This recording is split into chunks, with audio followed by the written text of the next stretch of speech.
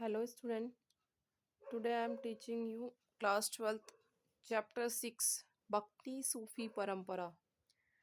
ये जो हिस्ट्री का चैप्टर है क्लास 12th का भक्ति सूफी परंपरा, इसका क्वेश्चन फर्स्ट आज मैं आपको समझा रही हूँ। क्वेश्चन फर्स्ट और मेरे पास आंसर भी मैंने लिख के रखा हुआ है तो आपको समझने में आसानी होगी। देखिए मैं इसको पढ़ पढ़ के एक बार एक्सप्लेन कर दे रही हूँ। उदाहरण सहित स्पष्ट कीजिए कि संप्रदाय के समन्वय से इतिहासकार का क्या अर्थ निकालते हैं।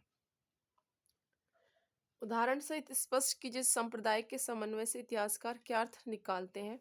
इसका आंसर है संप्रदाय के, जो आंसर है इसका है संप्रदाय के समन्वय से इतिहासकारों का अभिप्राय पूजा प्रणालियों के समन्वय से है।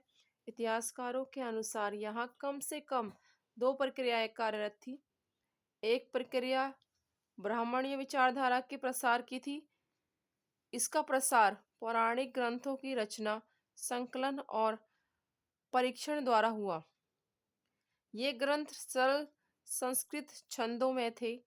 इस काल की दूसरी प्रक्रिया थी स्त्रियों, शूद्रों तथा अन्य सामाजिक वर्गों की आस्थाओं एवं आचरणों को ब्राह्मणों द्वारा स्वीकृति किया जाना। पहली जो प्रथम फर्स्ट इसमें विचारधारा है, इसमें दो विचारधाराओं का वर्णन किया है, दो प्रक्रियाओं का वर्णन किया है।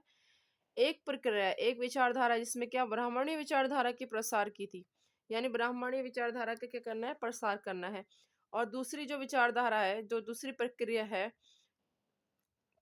उसमें है स्त्रियों शूद्रों।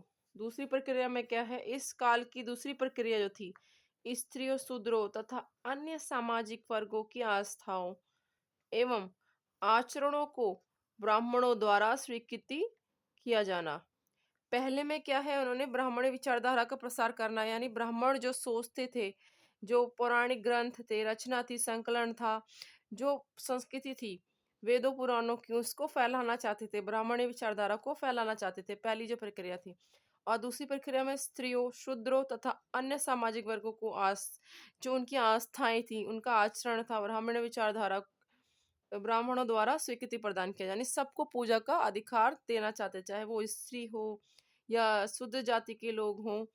शूद्र जाति में यहाँ पे तात्पर्य है कि जो नीची कास्ट के लोग होते थे उनको पूजा का पहले अधिकार नहीं दिया जाता था, स्त्रियों को पूजा का अधिकार नहीं दिया जाता था। और अन्य सामाजिक वर्गों को जो अन्य सामाजिक वर्ग हैं जिनको पूजा का अधिकार नहीं दिया जा रहा है, तो उसमें उनको ब्राह्मणी विचारधारा आचरणों को ब्राह्मणों द्वारा स्वीकृति किया जाना। ब्राह्मण विचारधारा को पहले फैलाना चाह रहे थे पहली प्रक्रिया में, और दूसरी प्रक्रिया में स्त्रियों, शूद्रों और अन्य सामाजिक वर्गों की आस्थाओं को, आचरणों को ब्राह्मण द्वारा स्वीकृति किया जाना और उसे एक नया रूप प्रदान करना।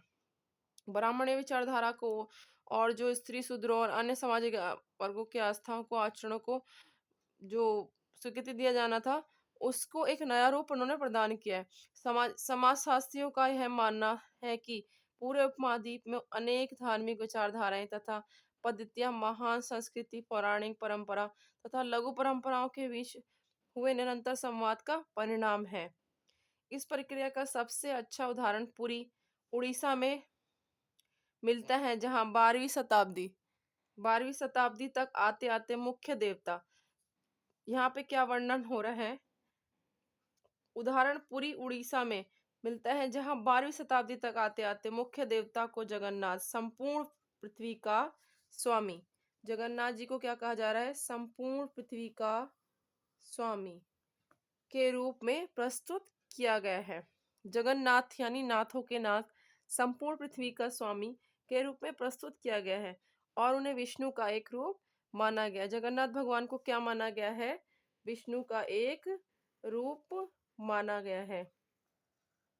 समन्वय के ऐसे उदाहरण देवी संप्रदायों में भी मिलते हैं, यानी कोऑर्डिनेशन। समन्वय मतलब कोऑर्डिनेशन। समन्वय के ऐसे उदाहरण देवी संप्रदायों में भी मिलते हैं। देवी की उपासना प्राय सिंदूर को पौराणिक परंपरा के भीतर मुख्य देवताओं की पत्नी के रूप में मान्यता दी गई थी। कभी वह लक्ष्मी के रूप में विष्णु की पत्नी बनी, तो कभी वह शिव की पत्नी पार्वती के रूप में सामने आई। यहाँ पर कहा जा रहा है देवियों के का भी जिक्र यहाँ पे किया गया है, जिसमें देवी की उपासना प्राय सिंदूर को पौराणिक परंपरा के भीतर मुख्य देवताओं की पत्नी के रूप में मान्यता दी गई। कभी लक्ष्मी के रूप में विष्णु की पत्नी, लक्ष्मी के रूप में विष्णु की पत्नी, तो कभी शिव की पत्नी के रूप में पार्वती के रूप में सामने आई। यानी शिव जी की पत्नी पार्वती के रूप में सामने आई। Thank you.